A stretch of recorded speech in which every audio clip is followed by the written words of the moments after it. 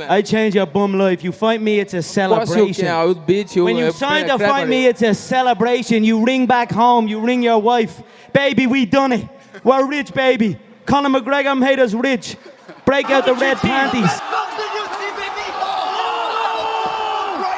Yo, yo, yo, welcome back to the fifth round. As always, your boy, Stephen Moustaris. And then, of course, Gracie Bell over here, always doing the damn thing with me. But, man, UFC 282 last night. I'm just going to get straight into it. First and foremost, the first thing I even want to bring up is the Paddy the Baddy fight. You know, I've been talking about it all week. This is one of those fights for sure. Like, I thought it was a great matchup for Paddy the Baddy. I thought this was one of those ones that should have been... Like, if he's as good as we think he is, you know, I was like, this is that good step. Because, you know, Jared Gordon, he usually, for him in the UFC so far, he's got some great wins. But he also, every time he, you know, takes that next step up to, like, that top 15, you know, top 10 level of competition, he usually seems to fall. And, man, you know, all week I'm sitting there like, Paddy should win this. He should win this. This is like a handpicked fight for him. And then around Thursday, you know, I watch all the interviews with these guys leading up to the fight week, and you know, you got him saying to everybody that he's going to stand up and prove a point to everyone, and he wants to keep the standing and have a complete kickboxing fight, basically a striking match.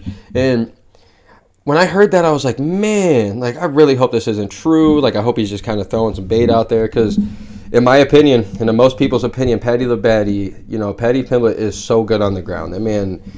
I don't want to say he's Habib, but like the dude's he's got that dominance in him where he can, you know, just have that suffocating just groundwork. He just always on you. Just any submission can be brought up. He ground and pound. He can do whatever. But he's been falling in love with that stand up, and I was like, man, I don't like that in him. I really don't like that in him.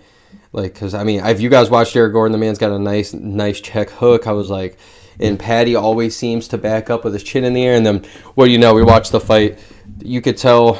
And, I mean, I feel bad for him, too, because when the show's for you, like, you're going to get caught up into the crowd. And you're going to be like, okay, I'm going to put on a performance out here. So I get it.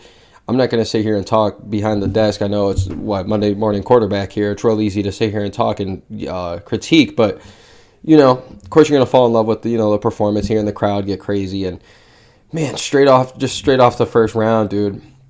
Jared Gordon just hitting him with them left hooks, left and right. Honestly, Paddy never even, the whole 3-round fight, he never even started timing that up, never even started to make changes on it. Like, he never caught onto that left all night. And, man, he kept getting hit, backing up with his chin up in the air. I was sitting there the entire time. Like, if he wasn't as tall as Jared Gordon right now, this would be ugly. If he was fighting somebody his height and has that length and even a better striker than Jared Gordon, I'm like, man, this would be ugly for him. I thought first round, I thought he lost. Second round, I thought he started off bad the first half. Second half, I thought he did start to come on. I could see that being his round.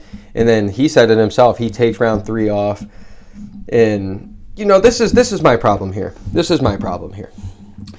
If you guys watch the post-fight with Dana White, the post-fight interview, he's sitting there just being mad at Jared Gordon's game plan for the third round. Like, yeah, I get it. They both were hugging and taking the round off, but, like, you should be just as mad as Paddy. Like, dude, Paddy didn't have that locked up, and then Paddy in the post-fight when he gets the 29-28 unanimous decision, and everybody's sitting there like, wait, hold up. Like, Jared Gordon won that fight, especially with the third round. He won round 1 and 3 for sure in my book. I mean, I know some people had it second and third round for him. Some had all 3 for him, but not the actual judges. And, bro, I'm sitting there like, man, that's a tough one right now. That's like, you know, that's kind of like when people were making the claims when GSP was winning all the decisions, like Johnny Hendricks fights, and then John Jones is like 3 or 4 there that he had, or 2 or 3 that he had close ones, especially 2 or 3, I guess, if you count the first Gustafsson, and then Thiago Santos, and then and then of course the Dominic Reyes fight. Like you can start seeing where and then Connor with the Nate Diaz too. Like when these decisions on their big guys, they seem to give them that. But man, that was a tough one to swallow. I feel bad for Jared Gordon today.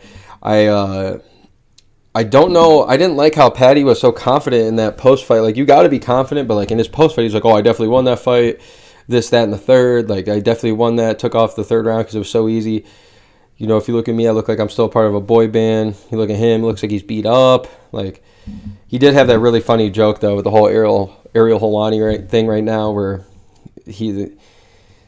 Paddy's like manager has been making people pay for interviews, and Paddy tried to say it to Joe Rogan, but you can tell how out of touch Joe Rogan is. That man's in his own little world. I shouldn't say little world, thinks huge, but you know what I'm saying. The guy doesn't care about that shit. That shit's just like schoolyard stuff for him. He's got bigger things to do. So it went way over Joe Rogan's head, but I thought that was pretty funny. But man, you know, the entire fight, I think the only thing that really pissed me off, other than the fact that I think Paddy's so good on the ground that he needs to start using that more. Like, dude, that could have been a way easier fight for him. Take the man down in the first round, get his back, you know, maybe threaten him, whatever. At least get him tired. Second round, start building off of that, do the same thing.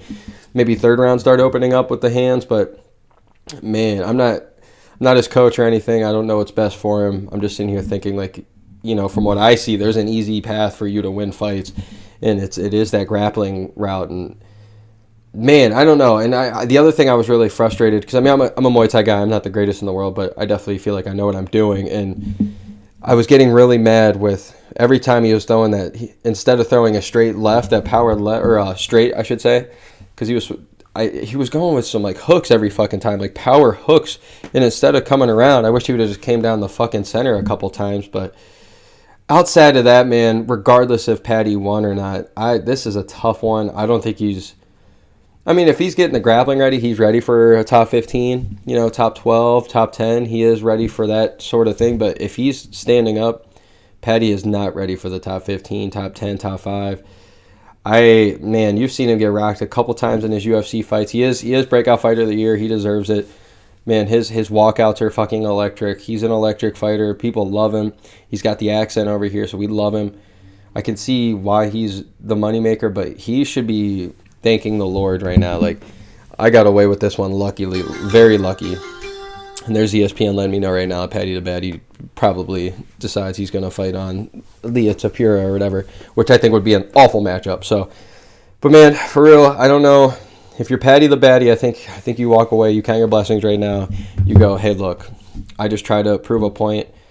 Point was proven. I didn't get knocked out or anything. Definitely, I thought he got outstruck, but that's just me. I think a lot of people, I was seeing it out there, but I mean, I'm not mad necessarily that Paddy won. I'm just more thinking I thought Jared won, and I'm more concerned now.